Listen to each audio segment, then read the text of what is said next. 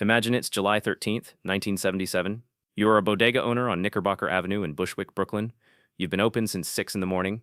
You run a tight operation. You know every family on the block by name. You carry credit for the regulars, not formal credit, the kind written in a school notebook behind the counter, the kind built on 20 years of trust. At 9:34 p.m., the lights go out. Not just your lights, every light. The street lamps, the traffic signals, the fluorescent glow from the laundromat across the street. The city, all 9 million people of it, goes dark in a single second. You've got maybe $40 in your register and a flashlight under the counter. By midnight, the register is gone. The shelves are stripped. The window is broken. You are standing in the ruins of everything you built, and somewhere out there in the dark, 3,776 people are being arrested, the largest single-night mass arrest in New York City history, while 1,616 stores on your side of the city are being gutted from the inside out. By morning, a third of Bushwick's commercial district will no longer exist. You did nothing wrong. You were open. You were serving your neighborhood. And in the space of a single night, the system that held everything together, the lights, the currency, the trust, the commerce, switched off. And the $40 in your register turned out to be the most important financial decision you'd made all year. Not because it was enough, because it was real. This is not a story about a power outage. This is not a story about crime or chaos or the summer of 1977. This is a story about what happens to money, specifically to your access to money, when the infrastructure that mediates it disappears. And it is a story that follows the same sequence, the same architecture, the same 72-hour pattern that every monetary disruption in modern history has followed. The details are New York, 1977. Let's start with what most people understand about the 1977 blackout. The popular version is simple: the lights went out, people looted, the city was in chaos, and then it was over. That version is incomplete in the most important way. It focuses on the violence and ignores the economics. It describes the symptom and misses the mechanism. The real story of the 1977 blackout is a story about cash. About what cash actually is, what it is not, and what happens to the people who have it versus the people who don't, in the moment when every other form of exchange stops working simultaneously. To understand the 72-hour sequence, you need to understand the city it happened in, because New York in July of 1977 was not a city in normal times. 2 years earlier, in 1975, New York City had come within hours of defaulting on its municipal debt. The city was carrying $14 billion in obligations it could not service. The banks had stopped buying its bonds. The teachers' pension fund had been pressured into buying city paper to keep the lights on, in a transaction that one financial historian later described as a coerced bailout of a city by its own employees' retirement savings. President Gerald Ford had refused to authorize a federal rescue. The New York Daily News ran the headline that became one of the most famous in American journalism history: Ford to city, drop dead. The city survived, but barely. An emergency financial control board was created to oversee the budget. Tens of thousands of city workers were laid off. Police, fire, sanitation, all cut. In neighborhoods like Bushwick, the South Bronx, and Bedford-Stuyvesant, that meant something specific and measurable: fewer patrols, longer response times, firehouses closed. The Bronx was already burning, literally. Landlords in deteriorating buildings were committing arson for the insurance payments at a rate that shocked even seasoned investigators. Between 1970 and 1980, the South Bronx lost 97,000 housing units to fire and abandonment. Aerial photographs of the neighborhood during that period look like wartime London. This is the city that went dark on July 13th, 1977. A city already stretched to its institutional breaking point, where the relationship between citizens and the systems designed to protect them had been visibly, measurably eroding for years. The blackout didn't cause what happened next. It revealed what was already there. Now let's talk about money. Specifically, what money actually is in a modern urban economy, and what happens when the infrastructure that makes it function disappears. By 1977, most everyday commerce in New York City ran through one of three instruments: cash, checks, or credit cards. Cash was physical. It required nothing except two willing parties and a shared agreement about its value. It worked in the dark. It worked without electricity. It worked without a telephone line or a network connection. Checks required a functioning banking system to verify and clear. A check written on July 13, 1977 at a grocery store in Brooklyn could not be verified that night because the phones were down, the banks were closed, and the clearing system had no power. A check was a promise denominated in dollars, but a promise is only as good as the infrastructure that enforces it. Credit cards in 1977 were a different instrument than the one you carry today. The magnetic stripe card existed, but the electronic point-of-sale terminal did not.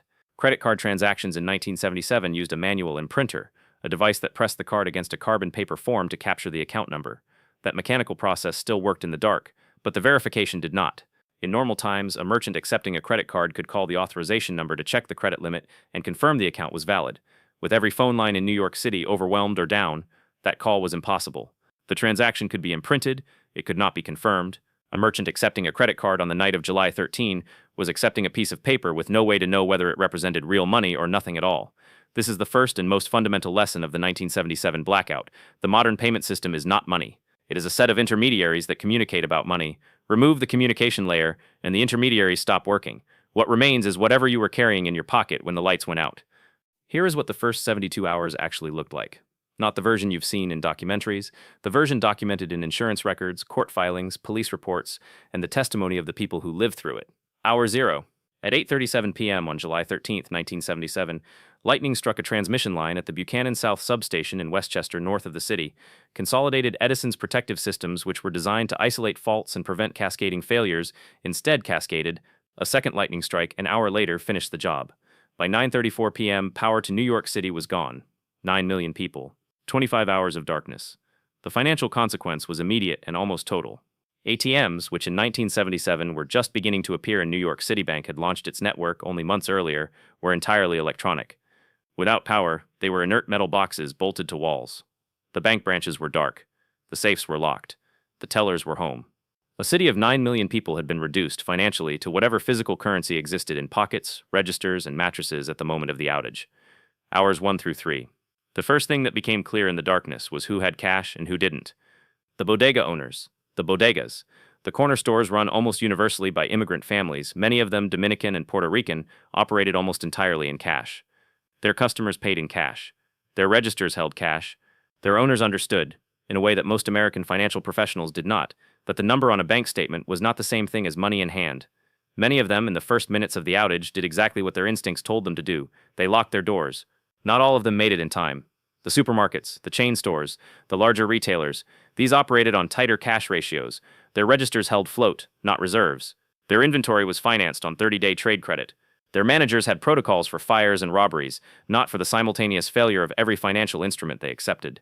When the looting began, and in some neighborhoods it began within minutes, these were the targets, not because they were symbols of anything, because their inventory was visible and their security was gone, and the police response time, already stretched by years of budget cuts, had just been multiplied by a citywide emergency with no working communications. Hours 3 through 12. By midnight, the pattern was established. Neighborhoods with high concentrations of cash-holding small businesses, where transactions had always been cash first, experienced something different from neighborhoods where commerce had shifted toward card and check. Not no looting, different looting. The economics of cash created a different risk profile. A merchant with cash in the register had options. Close, conceal. Relocate the cash to a person, not a machine. The cash could move with the human body. The inventory could not. The stores that survived the night largely shared a common characteristic. Their owners were present, they had relationships with the people around them, and they had cash, real, accessible, physical currency, that gave them flexibility. The digital economy did not. Ruben Gonzalez, a hardware store owner on Knickerbocker Avenue, whose account appears in contemporary newspaper records, reportedly paid neighborhood teenagers to guard his storefront through the night. He paid them in cash. Not a check, not a promise. Cash, on the spot, in the dark. The store survived. The stores on either side did not. This is not a detail about crime. It is a detail about the economics of crisis. In a functioning system, Gonzalez's institutional relationships, his bank account, his credit line, his insurance policy, were his resources. When the system failed, his resources were what he had in his hands, and what trust he had built in his community before the lights went out. Hours 12 through 24. As morning arrived, the full accounting began. The numbers that emerged from official tallies were staggering. 1,616 stores looted or damaged, 1,037 fires set, 3,776 arrests in a single night, damage estimates that would eventually reach hundreds of millions of dollars. But here is what the aggregate numbers conceal. The distribution of that damage was not random. It followed the same map as the city's economic distress. Bushwick, Bed-Stuy, the South Bronx, Crown Heights, East Harlem, the neighborhoods that had been systematically defunded, fewer police, fewer services, fewer economic lifelines bore almost all of the loss, and within those neighborhoods the distribution was not random either. The cash poor bore more than the cash rich. The business owners who had been extending informal credit, who had been running accounts receivable in school notebooks rather than bank accounts, who had been operating in the cash economy by necessity rather than choice, they lost their inventory. The cash disappeared from their registers, but the cash itself, the physical currency that had passed through those businesses for years, had already been dispersed into the households of the neighborhood. It was still there, it was accessible, it was working, in homes and pockets, while the formal financial system was dark. Hours 24 through 72. Con Edison began restoring power on the afternoon of July 14. By the evening, most of the city had lights again, but the financial recovery did not follow the same timeline as the electrical recovery. The merchants who had been looted faced a specific and cruel problem. Their inventory was gone, their insurance policies, those that had them, required claims processes that would take weeks or months. Their bank credit, if they had it, was accessible again once the banks reopened, but the collateral for that credit, the business itself, was now partially or fully destroyed. The gap between power restoration and financial recovery stretched not 25 hours, but months, years, in some cases. Of the businesses destroyed in Bushwick during the blackout, a significant portion never reopened. The neighborhood's commercial district, which had already been declining, did not recover for a generation. This is the 72-hour window. The acute phase ends when the lights come back on. The consequences extend far beyond it. Now, here is the question that the official history of the 1977 blackout never quite answers. Why did some businesses survive and others didn't? Why did some merchants lose everything and some lose almost nothing? The documented record points to 4 specific factors, not theory, not what should have worked, what did. The first was physical cash held outside the register. The merchants who survived with the least damage were almost universally those whose cash was not concentrated in a single, visible, accessible point. The register is the obvious target. Cash distributed to a back room, to a person, to a location that required information to find, was cash that survived the night. This sounds obvious in retrospect. In July of 1977, it required going against the operating logic of American retail, which had been moving steadily towards centralized electronic cash management for years. The merchants who kept physical currency in diverse locations, who understood cash as a resource rather than simply as tender for transactions, had options that the others did not. The second was community trust built before the crisis arrived. This one is harder to quantify, but the documentary evidence is consistent. The bodega owners who survived, not just physically but commercially, were almost uniformly the ones whose customers became their protection. Neighbors who had been buying on credit for years, whose children had been given candy on account, who had been treated as people rather than transactions, showed up in the dark to stand in front of doors. That is not a sentiment. That is a documented pattern. The New York Times and the Village Voice both ran accounts in the weeks after the blackout of specific stores that were protected by neighborhood residents. In every case, the relationship predated the crisis by years.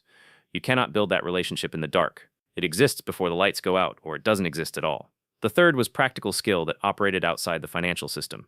The blackout lasted 25 hours, but the disruption to normal commerce, the trust relationships that make credit work, the psychological aftermath of watching your neighborhood burn, lasted far longer. The people who navigated that aftermath most successfully were those who could provide something of direct, immediate value that didn't require a functioning institution to deliver.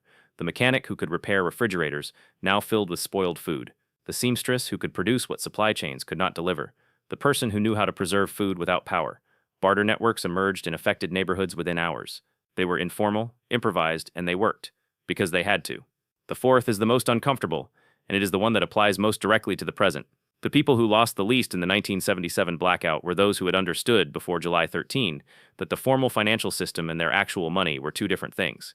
The immigrant bodega owners who kept cash in diverse locations understood this, not because they were financial sophisticates, but because their experience in countries where banks had failed, currencies had been devalued, governments had frozen accounts, had taught them not to trust the number on the screen more than the bill in the hand. They understood something that most American financial culture actively discourages people from understanding, that the balance in your account is a claim, not cash. It is a promise by an institution, backed by a system, dependent on infrastructure. All three of those can fail, simultaneously, with no warning.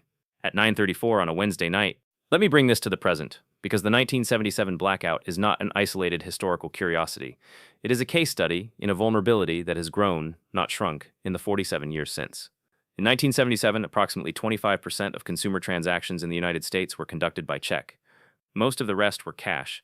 Electronic payment was a novelty. Citibank's ATM network, launched just months before the blackout, was the cutting edge of financial technology. Today, cash represents less than 20% of U.S. consumer transactions, down from roughly 40% just 15 years ago. In some demographics and some transaction categories, it's significantly lower. There are now entire categories of commerce, online retail, subscription services, most transportation apps, where cash is not accepted at all, where cash cannot be used even if both parties prefer it. The payment system has become more convenient, more efficient, and more fragile simultaneously. Every point of convenience is a point of dependency. Every transaction that moves off cash and onto a digital rail is a transaction that requires the digital infrastructure to be functioning to complete. In 1977, a blackout took out the electrical grid, and with it the communications layer. The result was a reversion to cash. But cash existed in sufficient quantities and with sufficient trust that it could serve as a functioning substitute, imperfectly, for the duration. In a modern equivalent scenario, The reversion point is more complex. Cash is less available, people carry less of it, businesses hold less of it, ATMs require power to dispense it. The informal trust networks that made cash work in 1977 have, in many communities, been replaced by institutional systems that are efficient in normal times and absent in crises. And the vulnerabilities have multiplied. A cyber attack on payment infrastructure, a cascading failure in cloud computing that hosts the systems behind card networks, a geomagnetic event of the kind that history records and physicists confirm remains possible. Any of these produces the same first 72-hour sequence that a power outage produced in 1977, but in a society with a dramatically smaller cash buffer and a dramatically higher dependency on the infrastructure that has failed. The question is not whether this is probable. The question is whether you have considered it at all. Let's lay out the sequence one final time. Not New York, 1977 specifically. The architecture that 1977 illustrated, stripped of geography and decade. First, the infrastructure disruption. It can be electrical, digital, political, or financial. The specific mechanism varies. The effect is constant. The communications layer that mediates modern commerce stops working. Second, the payment system stratifies. Physical cash continues to function. Everything else, cards, checks, transfers, digital wallets, stops functioning or becomes unverifiable. The distance between your balance and your access collapses to the distance between your pocket and the nearest transaction. Third, the informed and the prepared move first. The merchants who locked their doors in the first minutes, the bodega owners who had already distributed their cash, the community members who were already, before the crisis, invested in relationships that didn't depend on institutional infrastructure. Fourth, the losses are distributed, not randomly, in direct proportion to dependency. The more completely a person's financial life was mediated by the system that just failed, the larger their loss. The more of their resources existed in forms that required no institution to access physical cash, physical skills, physical community, the less they lost. Fifth, the system restores incompletely and unevenly. The electrical grid came back in 25 hours. The commercial district of Bushwick did not come back for a generation. The restoration timeline for infrastructure is measured in hours. The restoration timeline for trust, for credit, for the informal economic relationships that make a neighborhood function is measured in years. I want to be direct about what this analysis is and what it is not. It is not a prediction that the lights will go out tomorrow. It is not financial advice. It is not a recommendation to take any specific action with your money or your savings. It is a documented account of what happened in one city during one event, and what that event revealed about the difference between money as a number on a screen and money as a resource that functions when the screen goes dark. The bodega owner on Knickerbocker Avenue knew something that most financial planning literature does not teach. He knew it not because he had read an IMF working paper or studied monetary history, but because his experience had forced him to understand the difference between a claim and the thing being claimed. That knowledge, not the $40 in the register, but the understanding of why $40 in your hand is different from $400 in an account, is the thing that does not appear on a balance sheet and does not show up in a crisis plan, and is the most consistently documented factor separating the people who came through from the people who didn't. In the 72 hours after the lights went out in New York City in July of 1977, the people closest to the formal financial system, the most sophisticated, the most institutionally connected, lost the most. The people farthest from it, who had maintained parallel systems of cash, trust, and direct exchange because necessity had required them to, lost the least. The city's fiscal crisis had been building for years. The infrastructure failure lasted 25 hours. The combination of both revealed, for one terrible and clarifying night, exactly what the system was built to do, and what it was not built to do. It was not built to protect you in the dark. It was built to function in the light. If this distinction matters to you, if the difference between the number on the screen and the resource in your hand is a distinction you want to understand before it becomes visible rather than after, that is the entire subject of this channel, and the date on that lesson, as it turns out, doesn't matter much. Whether it's July 1977 or any other night when the infrastructure that mediates your money decides to stop working, the 72-hour sequence is the same. The only variable is whether you've read it before it begins.